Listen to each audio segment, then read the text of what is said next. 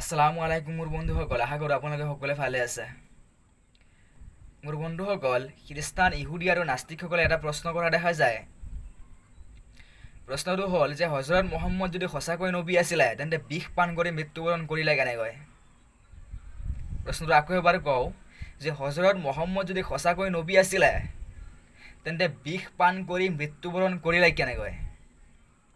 তো সেইসকলক মই ক'ব খোজোঁ, আপোনালোকে ক'ত পালে বা আপোনালোকক কোনে ক'লে যে হজৰত মহম্মদে বিষ পান কৰি মৃত্যুবৰণ কৰিছে বুলি। আৰু যেতিয়া সিহঁতক এনেকৈ কোৱা হয়, সিহঁতে এতিয়া এটা দলিল দিয়ে। দলিলটো হ'ল বুখাৰী শ্বৰীফৰ 4428 নম্বৰ হাদিছ। তাত হজৰত মহম্মদ সাল্লাল্লাহু আলাইহি সাল্লামে আয়েশা ৰাদিয়াল্লাহু তাআলা আনহাক কয় যে মোক খাইবাৰ যুদ্ধৰ সময়ত এজনী ইহুদী মহিলাই মাংসৰ টুকুৰাৰ লগত বিষ দিছিলে, যাৰ যন্ত্ৰণা মই এতিয়া ভোগ কৰি আছোঁ।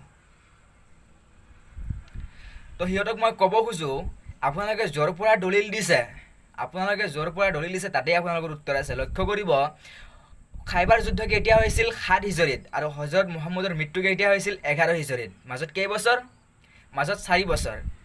আৰু এজন মানুহে বিষ পান কৰাৰ 4 বছৰ পিছত মৃত্যুবৰণ হয় বুলি ক'ব পাৰিবনে?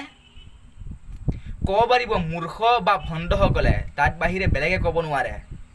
মোৰ বন্ধুসকল, হজৰত মহম্মদৰ যেতিয়ালৈকে মিছন কমপ্লিট হোৱা নাই, যেতিয়ালৈকে কোৰআন সম্পূৰ্ণৰূপে অৱতীৰ্ণ হোৱা নাই, যেতিয়ালৈকে ইছলাম পৰিপূৰ্ণ হোৱা নাই, তেতিয়ালৈকে হজৰত মহম্মদৰ মৃত্যুবৰণ হোৱা নাই।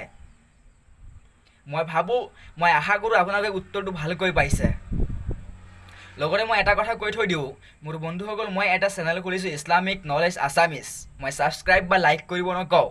আপোনালোকৰ ভাল লাগিলে ছাবস্ক্ৰাইব কৰিব, নালাগিলে নকৰিব। ভাল লাগিলে লাইক কৰিব, নালাগিলে নকৰিব।